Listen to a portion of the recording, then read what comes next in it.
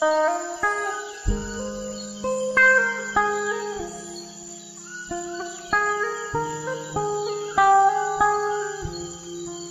Dayak mengenal tradisi mengayau yang digunakan saat konflik antar suku. Tradisi mengayau mempunyai hubungan dengan ritual mangkok merah. Mangkok ini berfungsi sebagai alat komunikasi antar sesama rumpun Dayak, serta sebagai penghubung dengan roh nenek moyang. Mangkok merah dijadikan sebagai alat untuk memohon bala bantuan guna melawan musuh. Suku Dayak percaya melalui mangkok merah, roh leluhur akan membantu mereka dari serangan luar. Jika mangkok merah sudah diedarkan, maka mampu mempengaruhi massa untuk melakukan gerakan. Mangkok merah mempunyai kekuatan untuk mengajak semua orang Dayak terlibat dalam peperangan. Benda ini keluar kalau akan terjadi hal-hal besar yang menakutkan, gawat, dan jiwa terancam. Mangkok merah saat itu juga dikeluarkan sebagai bentuk pertahanan, serta menjaga keselamatan dari serangan musuh. Hanya panglima adat yang dapat melaksanakan atau memimpin ritual ini, dan panglima adatlah yang berwenang untuk memanggil dan berhubungan dengan para roh suci atau dewa. Panglima ini yang kemudian memimpin perang. Dalam adat mangkok merah, prosesnya meliputi musyawarah sampai pemberangkatan bala yang dilaksanakan secara religius.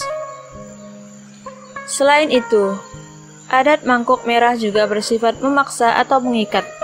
Maksudnya, pihak ahli waris yang dituju atau yang sudah menerima berita mangkok merah wajib ikut. Meski disebut sebagai mangkok merah, namun sebenarnya memiliki bermacam warna.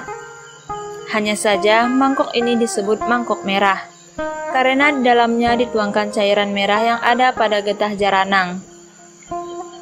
Namun seiring perkembangan zaman, getah jarangan itu dapat diganti dengan cat merah.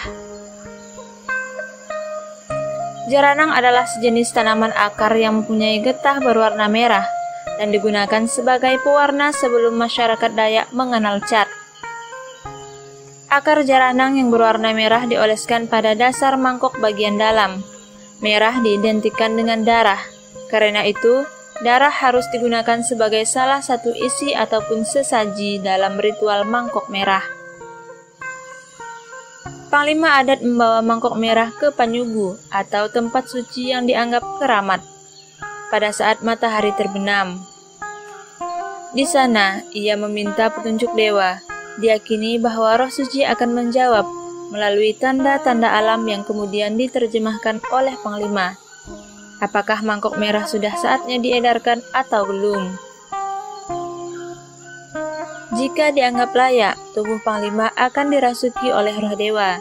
Jika panglima adat pulang ke kampung dengan teriakan histeris atau tariu, maka mangkok merah itu dapat segera diedarkan. Mendengar teriakan histeris itu, masyarakat akan segera berkumpul di lapangan dengan memegang mandau, perisai, dan mereka siap untuk perang melawan musuh. Upacara mengedarkan mangkok merah berlangsung di seluruh wilayah yang bisa dijangkau, hingga dianggap cukup untuk menghadapi musuh. Panglima adat kemudian menularkan roh dewa kepada semua penduduk, kemudian mengutus kurir untuk mengantarkan mangkok merah ke desa lain. Mangkok merah yang sudah diritualkan harus segera dijalankan dan disebarluaskan tanpa banyak tanya. Jika ada orang yang menghalangi jalannya mangkok merah, akan mendapat hukuman atau sanksi adat. Menurut kepercayaan masyarakat Dayak, orang yang memegang mangkok merah yang asli adalah setengah manusia dan setengah roh halus, atau setengah dewa. Sewaktu-waktu ketika ada konflik besar yang mengancam suku Dayak, maka mangkok merah yang asli itu akan datang secara tiba-tiba melalui ritual adat. Melaksanakan ritual mangkok merah bagi kepercayaan suku Dayak tidaklah mudah, karena di dalamnya terdapat kepercayaan bahwa ritual yang dilaksanakan akan meminta nyawa manusia dan menimbulkan korban. Orang yang terpengaruh oleh mangkok merah akan membunuh karena mereka dalam keadaan kesurupan.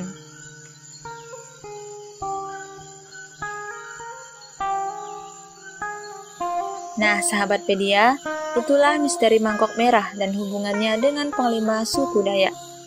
Salam budaya, salam hangat dari bumi Borneo.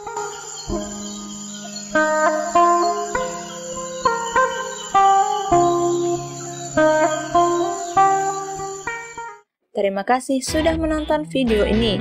Silahkan tinggalkan komentarmu untuk menjadi bahan diskusi kita. Dan jangan lupa klik tombol subscribe dan aktifkan lonceng notifikasinya agar kamu tidak ketinggalan update video terbaru dari kami.